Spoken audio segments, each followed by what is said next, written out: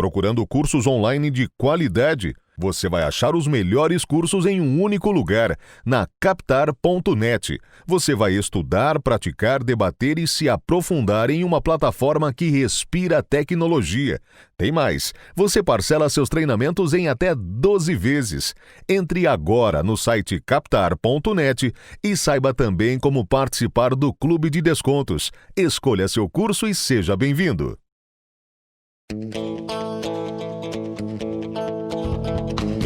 Começa agora o programa Hora e a Vez da Pequena Empresa, sempre levando para você muitas informações e atrações. Confira.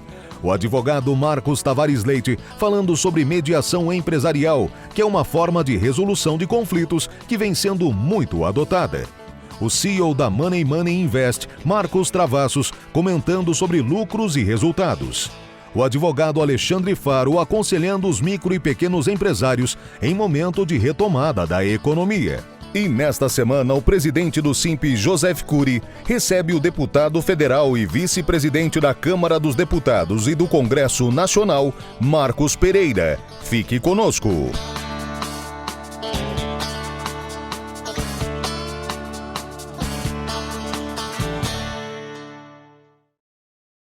Você já parou para pensar em como nosso cérebro funciona quando precisamos tomar uma decisão? Há momentos em que precisamos assumir o controle para tomar decisões fundamentais em nossa vida, sem nos perdermos no processo. O livro Escolher Bem e Escolher Mal, de autoria de Alexandra Stromer Godoy, doutora em Economia de Empresas e professora da FGV, apresenta o que podemos fazer para tornar o processo de tomada de decisão mais fácil e escolher com mais sabedoria, sem cair em armadilhas inesperadas. Se você está em busca de mais conhecimento e segurança em sua vida, ler este livro com certeza é a melhor decisão que poderia tomar. Mais informações: www.alexandragodoy.com.br.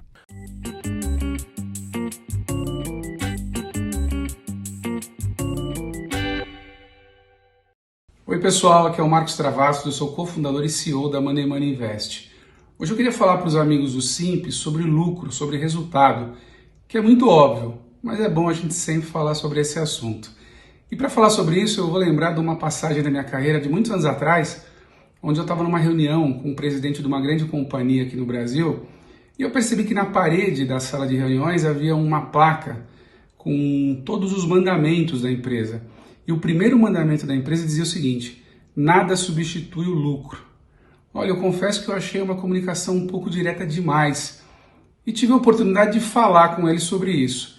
E ele falou: Marcos, a comunicação é essa mesmo, porque o importante é o que você faz com o lucro. Agora, nada substitui o lucro da empresa, porque é com o lucro da empresa que você consegue investir em novas tecnologias, renovar seu parque industrial, caso seja uma indústria, e remunerar bem seus funcionários e agregar valor para a sociedade. Se você não dá lucro, uma hora você vai fechar a sua empresa e você não agrega valor a ninguém.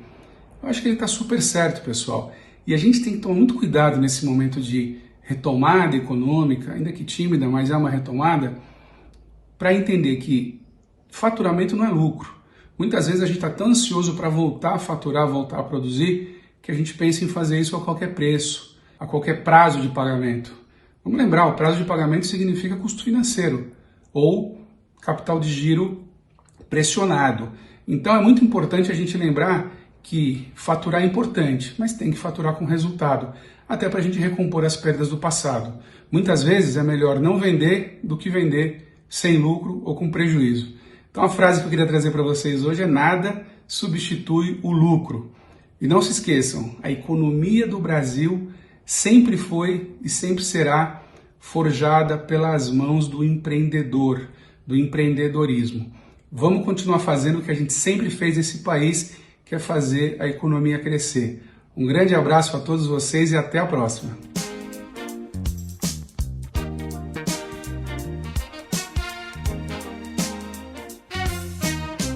A última vez que eu conversei com vocês, a gente estava no período em que a pandemia ainda estava muito no começo, ninguém sabia exatamente como iam ser as coisas e o que iria acontecer. A gente tratou um pouco da reforma legislativa, falou um pouco da perspectiva de negociação e do direito de reequilíbrio contratual das empresas em relação aos seus fornecedores, instituições financeiras e tudo mais. Com aproximadamente 6-7 meses aí de pandemia, um pouco da retomada do mercado, a gente viu aí muita gente já voltando, muitas empresas voltando a funcionar, ainda que com alguma restrição, ainda com menores percentuais, o mercado voltou a girar um pouquinho. E hoje o meu recado aqui, na verdade, é para pedir calma. A gente sabe, ficou muita dívida para trás, a gente sabe que a situação das microempresas é grave, a gente vê principalmente restaurantes que fecharam ou quase fecharam e que os donos estão lutando aí para manter os seus negócios abertos, as empresas, o varejo derreteu, o varejo que não conseguiu migrar para a internet derreteu. E o recado é calma. A gente vê muita gente falando, não, peça a recuperação judicial amanhã e tudo mais e tal. E muitas vezes o caminho não é bem esse. As soluções aqui fora do ambiente mais litigioso vêm sendo incentivadas e sustentadas, inclusive pelo próprio judiciário, buscando medidas de negociação, medidas que possam ser implementadas para evitar um pedido de recuperação judicial que acaba sendo um remédio mais grave.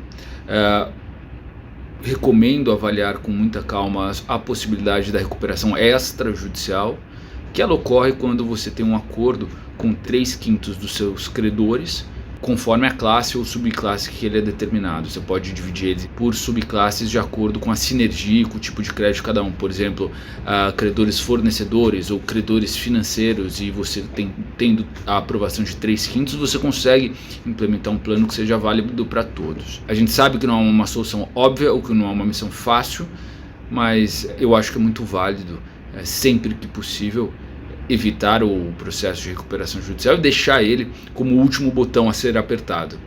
Estou por aqui, contem comigo se quiser algum esclarecimento, e Curi, mais uma vez, tamo junto, estou à sua disposição, tá bom? Um abraço, tchau, tchau!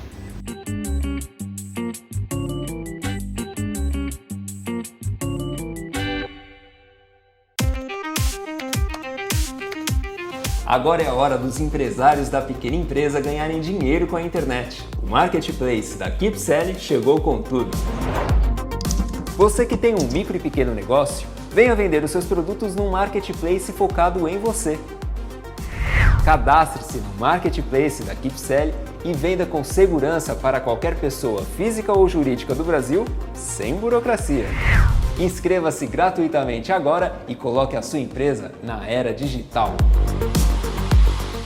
Hoje nós vamos falar de uma forma alternativa de resolução de conflitos, que é a mediação. A mediação negocial, a mediação empresarial, que ela tem se mostrado como uma questão bastante interessante dentro de todo o mundo. Ela vem crescendo no mundo inteiro e assim mostra como uma forma alternativa de redução de conflitos mais rápida, mais barata e que resguarda inclusive a confidencialidade entre as partes. A mediação, ela busca uma composição entre as partes, permitindo a perenização das suas relações. Ela não gera litígio, mas sim, com auxílio de um mediador, ela leva a uma solução ou busca a solução de um conflito de forma criativa e de maneira que você possa, inclusive, manter aquela relação comercial, empresarial, familiar, o que quer que seja. Para a micro e a pequena indústria, ela é bastante interessante, porque ela é, além de ser bastante rápida, ela inclusive se mostra normalmente mais barata. No mundo, nós podemos ver que 90% das disputas podem ser resolvidas através da mediação e mantendo um bom relacionamento entre todas as partes. No Brasil, são 5 anos de vigência de uma lei específica sobre mediação, a Lei 13.140, que permite, inclusive, uma mediação junto à administração pública, às empresas públicas, autarquias e todas aquelas que, portanto, são geridas pela administração pública. E assim, o SIMP apresenta a vocês mais essa forma alternativa de resolução de conflito, de maneira a permitir ao empresário, principalmente da micro e da pequena indústria, buscar formas de solucionar algumas disputas, mantendo seus clientes, mantendo seus fornecedores e mantendo a sua atividade formal e produtiva. Entrevista da semana. nosso convidado de hoje é o Dr. Marcos Pereira, deputado federal, vice-presidente da Câmara dos Deputados e do Congresso Nacional. Já foi ministro da Indústria e Comércio no governo passado. É um prazer tê-lo conosco. Muito obrigado, José Cury. Um prazer poder voltar ao programa A Hora e a Vez da Pequena Empresa e falar com seus telespectadores. Hoje, todos os pequenos empresários têm dúvidas que nós vamos explorá-lo hoje para tentar esclarecer. A primeira grande dúvida é: a reforma tributária será aprovado este ano pelo Congresso Nacional na sua avaliação? Olha, essa pergunta é muito importante. A reforma tributária é uma das mais importantes reformas que precisa ser feita pelo Brasil. O sistema tributário brasileiro é um manicômio, é uma confusão muito grande. E eu estou trabalhando, o presidente da Câmara, todos nós estamos trabalhando, o relator da reforma tributária também está trabalhando para que todos os esforços sejam colocados para aprovação neste ano. É óbvio que nós estamos aí com o calendário apertado por conta das eleições municipais, por conta também da proximidade do final do ano, mas nós estamos trabalhando para que, se possível, ainda seja aprovado esse ano. Eu quero ser muito sincero com você, com seus telespectadores, dizendo que se isso acontecer, será na Câmara dos Deputados. Eu não vejo possibilidade de aprovar na Câmara e no Senado ainda neste ano. Comenta-se que querem acabar com o Simples Nacional. Isto é uma afirmação verídica, inverídica? Na sua avaliação, tem chance de prosperar no Congresso Nacional? Cury, eu acho que sim. Primeiro precisa saber a relevância e a importância do Simples Nacional para os pequenos, para as micro, pequenas e médias empresas, para os microempreendedores individuais. Nós não podemos fazer uma reforma que venha aumentar, que venha taxar mais ou sobrecarregar quem empreende, quem gera emprego. As pequenas e médias empresas são responsáveis por mais de 50% dos serviços formais no Brasil. Então, obviamente que as propostas são debatidas, existem ideias e projetos com todos os vieses possíveis. O governo federal, às vezes o ministro da Economia fala em acabar com o Simples. Recentemente eu vi uma entrevista em que o presidente da Câmara mencionou isso de forma também en passant. Mas hoje, analisando o Congresso Nacional e a forma como o debate está sendo colocado, eu não vejo muito espaço para que seja aprovado a extinção do Simples. Nós temos uma frente parlamentar em defesa das micro e pequenas empresas, que é muito atuante. Temos senadores, deputados que são atuantes. O senador Jorginho Melo, eu queria mencionar aqui, que é um atuante defensor dessa bandeira. E eu, então, vejo muito pouco espaço para essa possibilidade. Eu não vou afirmar, eu não vou ser categórico em dizer que não possa acontecer, porque a gente costuma dizer que um projeto de lei, uma proposta de emenda à Constituição, a gente sabe como ela começa, mas não sabe, ao final, como ela termina, porque são muitos interesses do país, interesses de governo estadual, de prefeituras, de vários segmentos empresariais da sociedade civil brasileira que são debatidos. E aí, ao final, tem que se buscar um acordo. Mas, finalizando, a avaliação que temos hoje é que não tem espaço para essa extinção do Simples. Que bom, isso tranquiliza milhões de micro e pequenas empresas em todo o território nacional. Se você me permite, claro. Acho que pode até haver o espaço, e existe, para o debate. O debate é sempre legítimo e democrático, mas para a concretização dessa ideia, hoje eu acho difícil. É que nós somos contrários à eliminação do Simples, nós queremos que o Simples continue. E obrigado pelo posicionamento, e se for o caso, pedimos seu voto, seu apoio para manter o Simples. Agora, falando na reforma tributária, na necessidade desse debate, como é que o senhor vê a possibilidade da desoneração da folha, que também é um tema tributário que está em pauta no Congresso? Sim, eu separaria, se você me permite, Cury, em duas etapas essa questão do debate da desoneração da folha de pagamentos. O veto, nós já aprovamos, o Congresso aprovou recentemente, a prorrogação da desoneração da folha para 17 setores da economia por mais um ano. Sim. E o presidente Bolsonaro vetou. Sim. Então, uma coisa é, vamos derrubar o veto do presidente ou vamos manter o veto do presidente? Esse é um debate que está sendo feito ainda e que está se tentando buscar um acordo.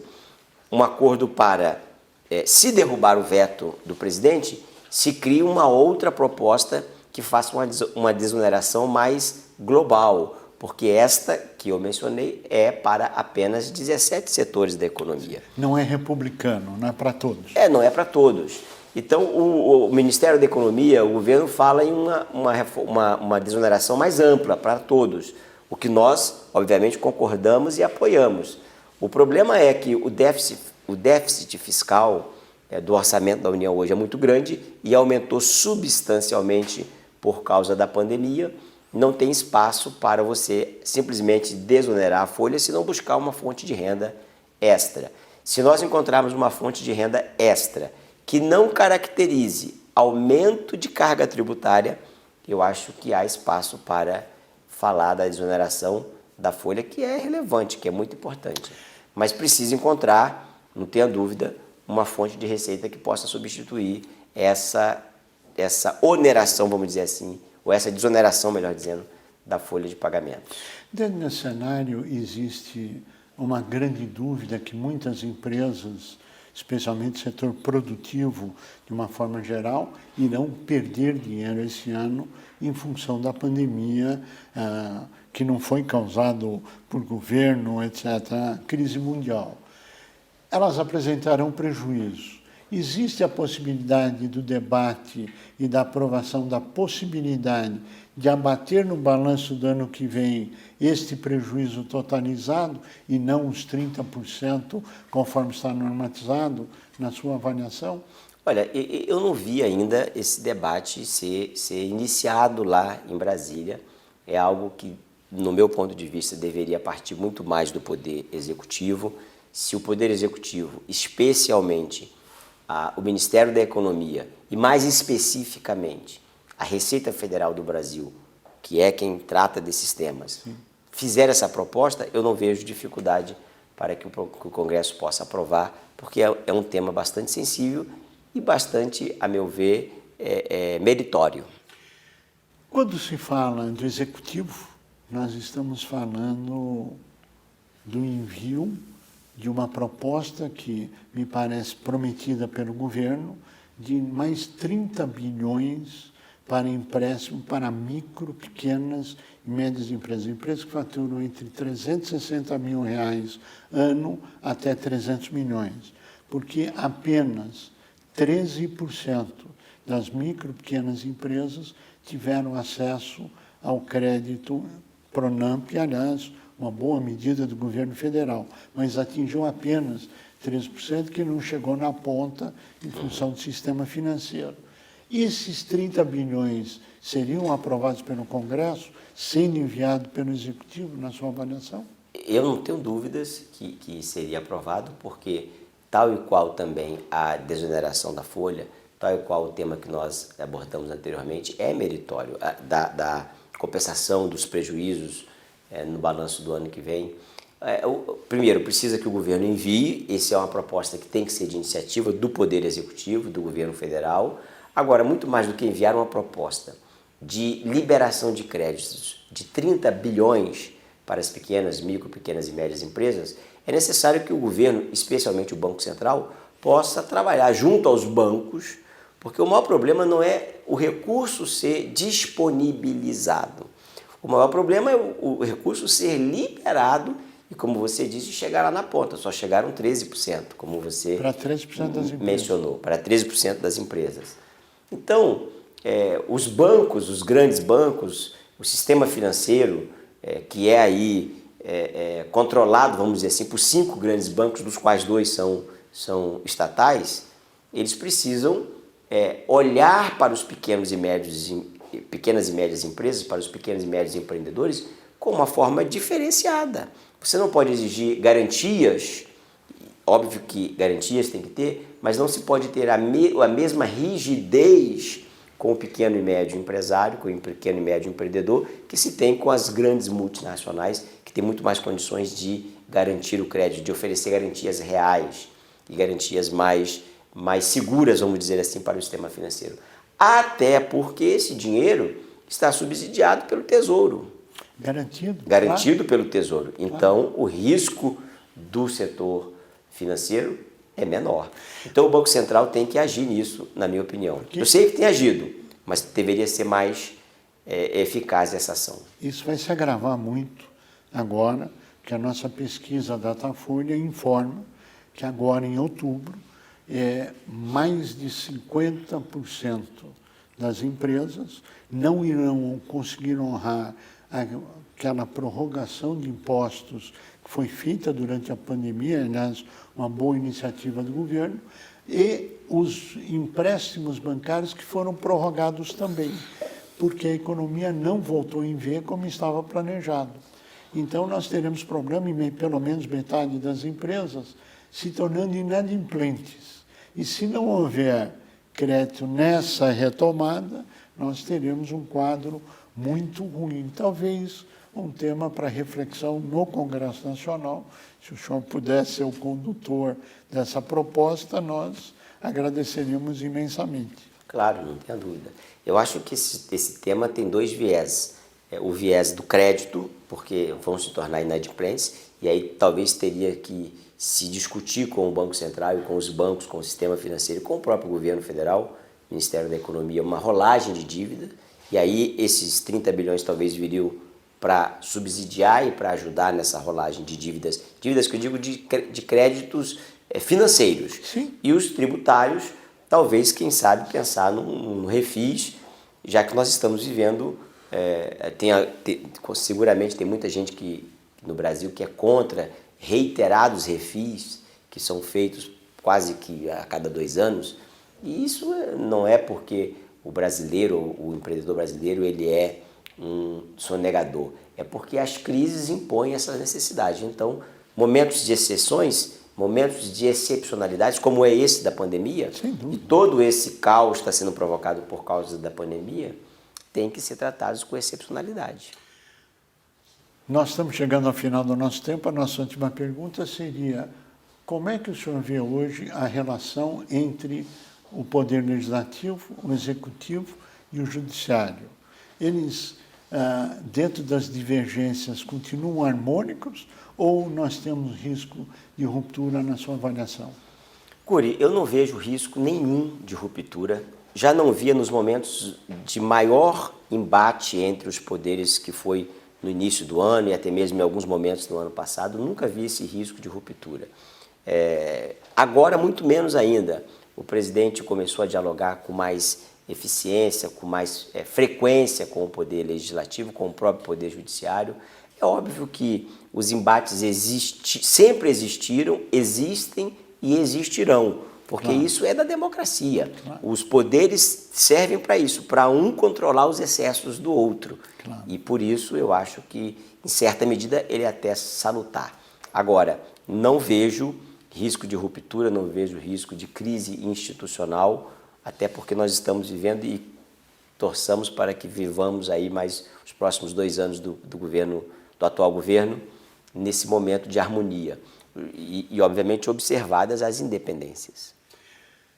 Deputado Marcos Pereira, nós queremos agradecer muito a sua participação, ao seu brilhantismo, desejar pleno êxito nas batalhas e os desafios que o senhor enfrenta, como, às vezes, presidindo as sessões do Congresso Nacional, enfim, o próprio exercício da democracia. E obrigado por estar conosco. A você que esteve conosco, nosso mais profundo agradecimento, com a certeza que estaremos juntos na semana que vem. Até lá. Procurando cursos online de qualidade? Você vai achar os melhores cursos em um único lugar, na Captar.net. Você vai estudar, praticar, debater e se aprofundar em uma plataforma que respira tecnologia. Tem mais, você parcela seus treinamentos em até 12 vezes. Entre agora no site Captar.net e saiba também como participar do Clube de Descontos. Escolha seu curso e seja bem-vindo.